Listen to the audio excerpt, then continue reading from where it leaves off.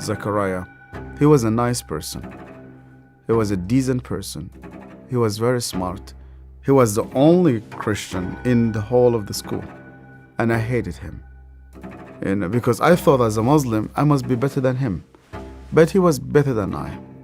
We start to beat him every single day that we come to school. And we agreed on that night, we need to kill him. It was dark, it was cold, and we went ahead of him. And we were 5 of us. We climbed a tree and we waited there. And from far away, we saw that a torch coming. And the light became bigger and bigger as it approaches us. And the minute that he just went under the tree, we jumped at him. He was crying, he was screaming, he was shouting. We broke his arm, we broke his leg. He started to bleed. And because he started to scream and begging for help, I put my hand in his mouth so that no noise will come out of it. Similar when you're slaughtering a sheep, it's just shivering, and the others were beating him. I felt very proud. You were actually doing something for Allah. You want to please Him. And suddenly, he could no longer breathe, and we could not hear his voice. We left him in the wood between life and death. We went back, you wash yourself, and you pray. And Zechariah never came back. I've never seen him again. I was born and raised up in a very, very fanatic Muslim family. When I was a child, my father brought me to a Quran school. I was only 8 years old, and my father just dropped me there. They shaved my head. We sat in a circle. The shaykh sat in the middle of this circle, and he has a very long whip. I was forced to memorize the Quran. Every mistake that you do, this whip will just come right in the middle of your head. You're not allowed to cry, because in our culture they tell you men never cry. I was crying every single night. And they told me, you belong to the Islamic Ummah, and that's why you fight for it, you stay loyal to it. I started to hate people, to hate everybody who's not a Muslim. And I especially used to hate the Jews. So I was preparing myself to go and fight for Allah in the jihad. But every night I went to bed, and when we put the light off, I did not know what will happen with me if I die.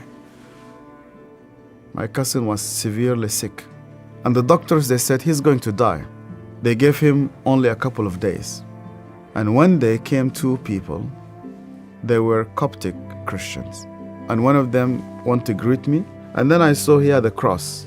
And then I pulled my hand back. I said, well, I'm not going to touch a hand with a cross. And then he said to me, we hear that this child is sick. We would like to pray for him. And only out of politeness, I told them, okay. And they started to speak to God like a person that he speaks to his friend. They said, God, please heal this child. The minute that they said Amen, this child opened his eyes for the first time in 4 weeks. He started to move his hands. He started to speak. He sat down in his bed and he started to walk. And one of those 2 persons who prayed sat down with me, and he said to me, you know what? The real miracle is that God wants to change your heart. Do you believe that Yeshua is alive? And I told him, yeah. Because according to the Islamic tradition, God took him to heaven and he's alive and he will come back one day. And he said to me, because he's alive, you can speak to him. That changed my entire life. And when I started to read the scripture, nobody needed to convince me to love the Jewish people. The only way for Muslims to start to love the Jews is when they meet Yeshua. I loved my family, I loved my father, I loved my mother, and I loved my community. And when I decided to follow Yeshua, my grandfather and my father said to me, "You are no longer one of us." They made a funeral.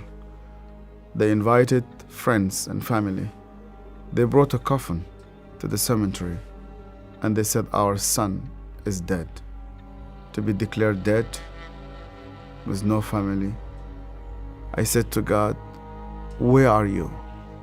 I heard this voice, and this voice told me, "You know that the grave where your name is written, you know that grave is empty.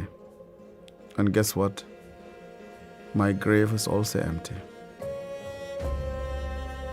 I went to Egypt for the first time after many years, and I was in a pastoral conference. And one of the Sudanese pastors came to me. It's an elderly man, gray hair. He started to speak to me, and he asked me, "Where did you come from?" I told him my story. He started to cry. And then I asked him, "Why are you crying?"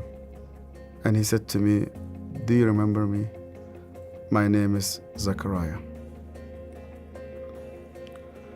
And suddenly, I remembered him.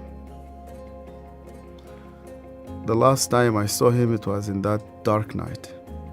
I could hear suddenly the way that he was screaming, even though that was 25 years. Suddenly, I started to see his broken arm and broken legs.